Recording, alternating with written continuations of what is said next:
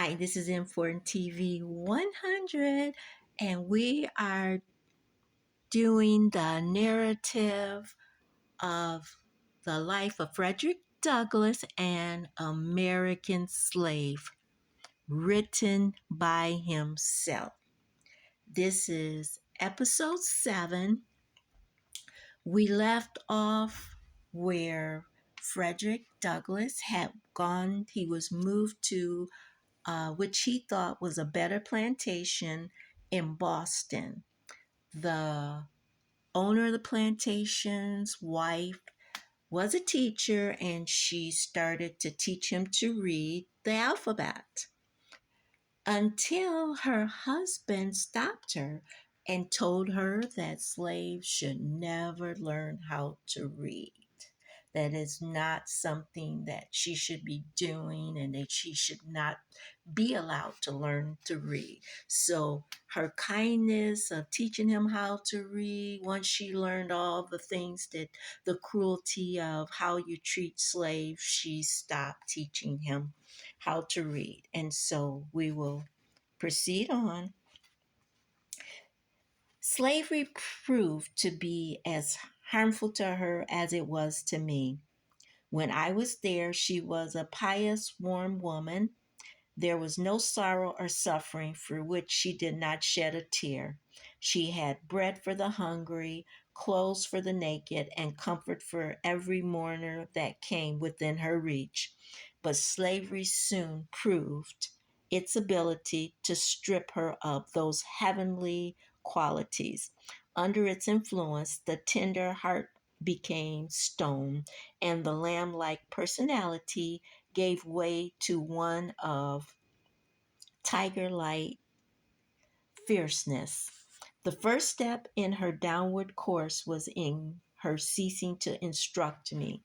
She then began to carry out her husband's belief, and she became even more convinced that those opinions were opinions those opinions than himself, convinced of those opinions than himself. She was not satisfied with simply doing what he had commanded. She seemed anxious to do more. Nothing seemed to make her more angry than to see me with a newspaper. I have had her rush at me with a face full of fury and snatch the newspaper from me in a way that fully revealed her terror. She was a clever woman, and a little experience soon taught her the truth that education and slavery were incompatible with each other. From this time, I was most carefully watched. If I was in a separate room for any length of time, I was sure to be suspected of having a book and was at once called to explain myself. All this, however, was too late. The first step had been taken. Mistress, in teaching me the alphabet, had given me the inch. No precaution could prevent me from taking the mile. The plan which I adopted was that of making friends with all the little white boys whom I met in the street. I convinced many of them to become my teachers. With their kindly aid, given at different times and in different places, I finally succeeded in learning to read. When I was sent on errands, I always took my book with me. By doing the errand quickly, I found time to get a lesson before my return. I used to carry bread with me, for I was better off in this regard than many of the poor white children in the neighborhood. This bread I used to give to the hungry little urchins, and in return, they would give me the more valuable bread of knowledge. I am strongly tempted to name 2 or 3 of those little boys as an expression of the gratitude and affection I felt for them. But good sense stops me. It is not that it would injure me, but it might embarrass them, for it is almost an unforgivable offense to teach slaves to read in this Christian country. Isn't that something? They're supposedly Christians. Okay, let's continue on. This is Inform TV 100. Please click the like button, the notification bell. Please share and subscribe if you have not already done so. We will continue with Frederick Douglass, an American slave, written by himself. I used to talk the matter of slavery over with them, the little boys. I would sometimes say to them that I wish I could be as free as they would be when they got to be men. You will be free as soon as you are 21, I would say, but I am a slave for life. Don't I have as much right to be free as you? These words used to trouble them. They would express their lively sympathy and comfort me with the hope that someday something would happen and that I might someday be free. I was now about 12, and the thought of being a slave for life began to weigh heavily on my heart. Just about this time, I got hold of a book called The Columbian Orator. Every opportunity I got, I used to read this book. Among many interesting stories, I found a dialogue between a master and his slave. The slave had run away from his master 3 times. The dialogue was supposed to be the conversation which took place between them. When the slave was recaptured for the 3rd time, in the dialogue, the master made all his arguments on behalf of slavery, and the slave pointed out the wrongness of each of these points.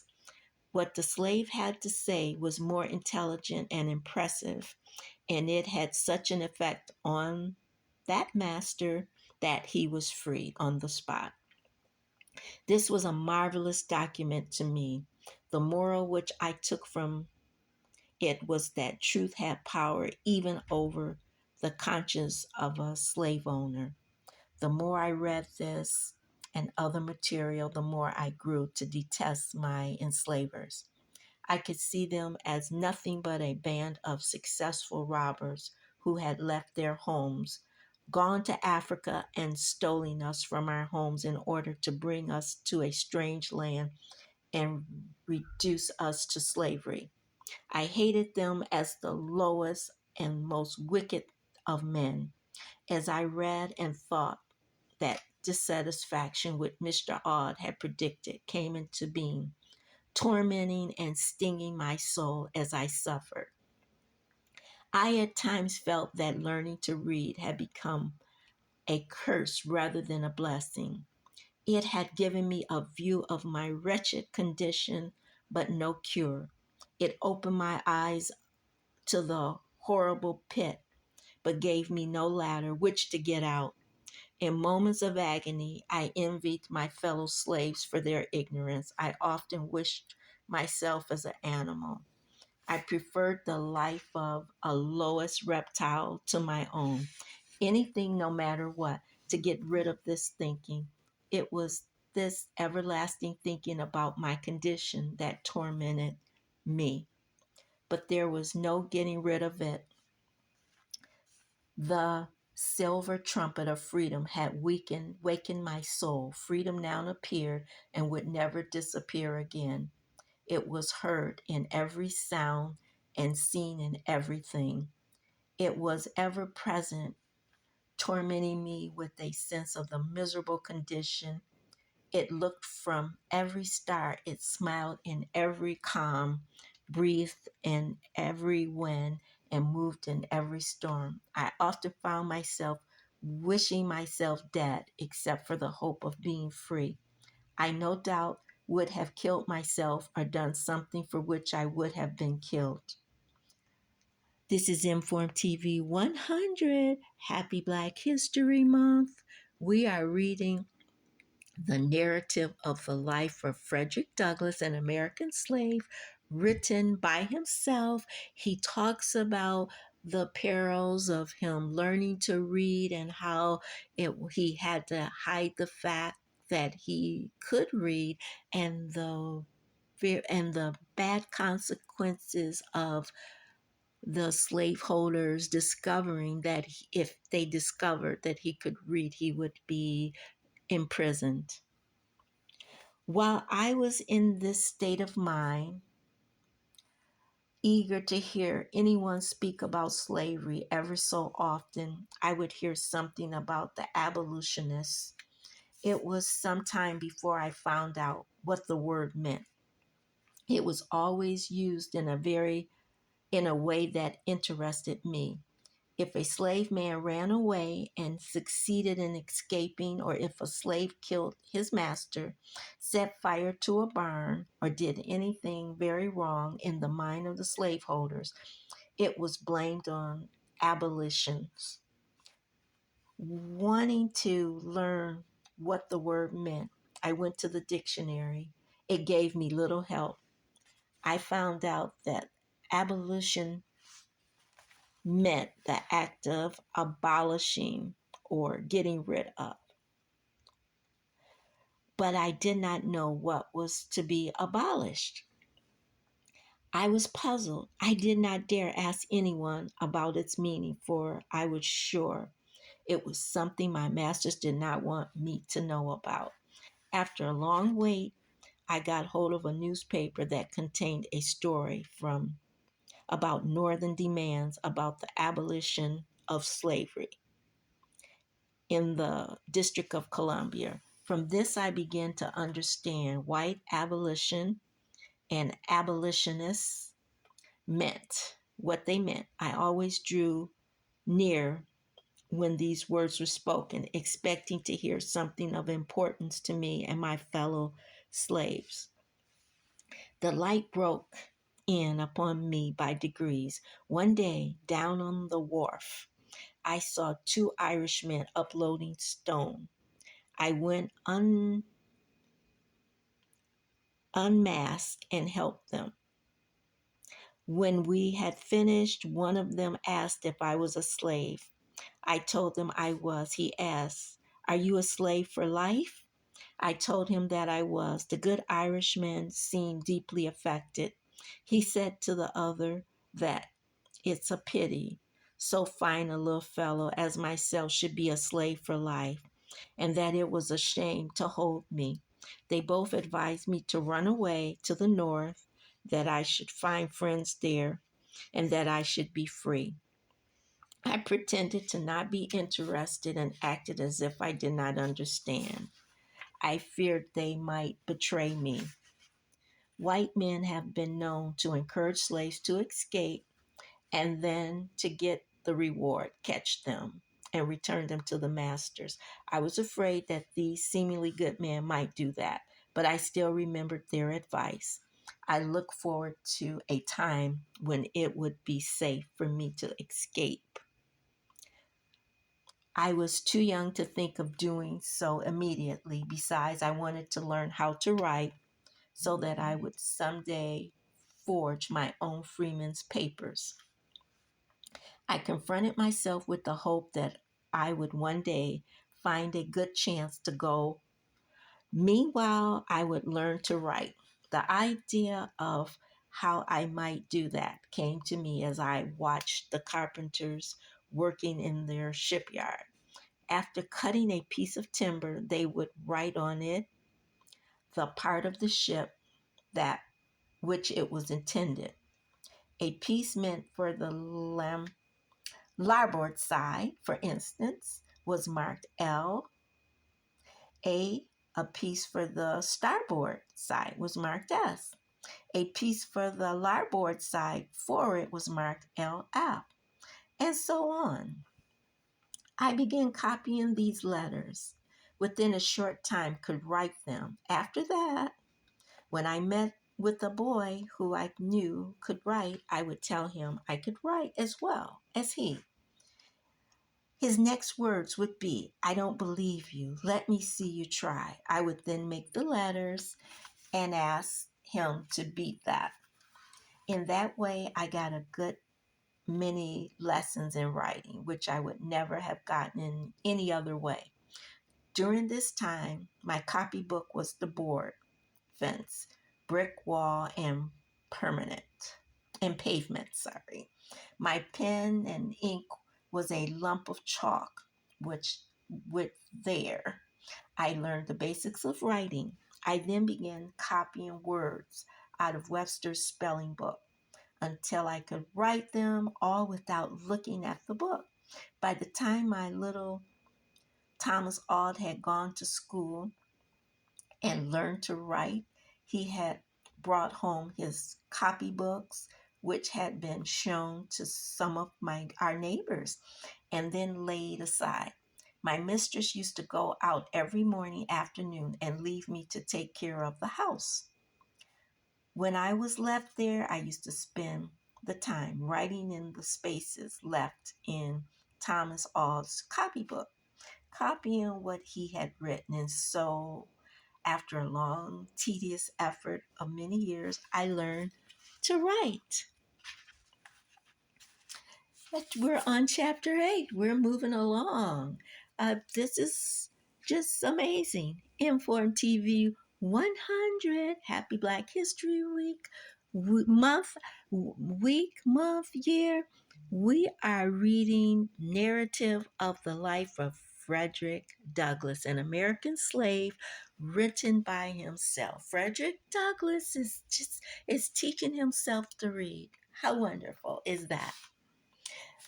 Soon after I went to live in Baltimore, my old master's younger son, Richard, died. About 3.5 years after that, my old master, Captain Anthony, died.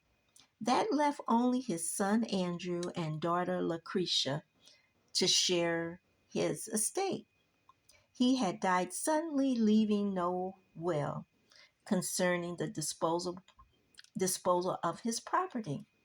It was therefore necessary to have the property evaluated so that it might be equally divided between his two children. I was immediately sent for to be valued with the other property. So he was immediately sent for as part of the property. I left Baltimore with a young heart full of sadness and a soul full of anxiety. After a sail of nearly 24 hours, I found myself near the place of my birth. I had been absent from it almost 5 years. I was between 10 and 11. We were all naked together at the evaluation. There were horses and men, cattle and women, pigs and children, all holding the same importance and all subject to the same examination. Silver-headed elders and lively youths, maids and matrons, and to undergo the same shameful inspection. At this moment, I saw more clearly than ever the brutalizing effects of slavery upon both slave and slaveholder. After the valuation, then came the division. I had no language to express the anxiety which we poor slaves felt during this time. Our fate for life was now to be decided. We had no more say in the decision than the beasts among which we were classified. A single word from the white men was enough to separate forever the strongest ties known to human beings. In addition to the pain of separation, there was the dread of falling into the hands of Master Andrew. He was known to us as a cruel wretch, a common drunkard who had by his reckless mismanagement already wanted a large portion of his father's property. I suffered more anxiety than most of my fellow slaves. I had known what it was to be kindly treated, and they had known nothing of the sort. They had seen little or nothing of the world. Their lucks had been familiar with the bloody lash and had become tough Mine was still tender. For in Baltimore, I got few whippings. Few slaves had a kinder master or mistress than myself. The thought of going from their home into the hands of Master Andrews terrorized me. I was terrified. This was the man who only a few days before had taken my little brother by the throat, thrown him to the ground, and stomped on his head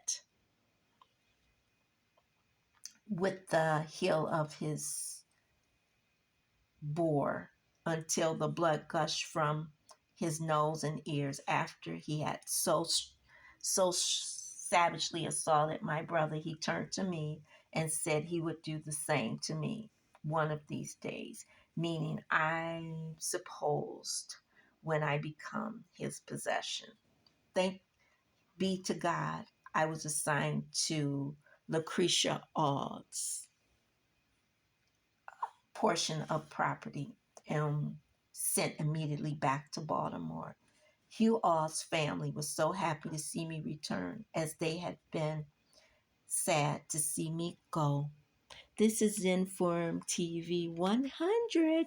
We are concluding this part 7, segment 7 of the narrative of the life of Frederick Douglass, an American slave. We are going to read the whole book. Please follow this story. It's an important American history story. As I say, Black American, Black history, it would not be American history without Black history. God bless you. Please continue following the narrative of the life of Frederick Douglass. Please like, subscribe. If you haven't already done so, push the notification button and share. Please take care of yourself. Be good to yourself as others. Happy Black History Month. Do something nice for yourself and stay well. Take care of your health. Get your tasks. Know your numbers.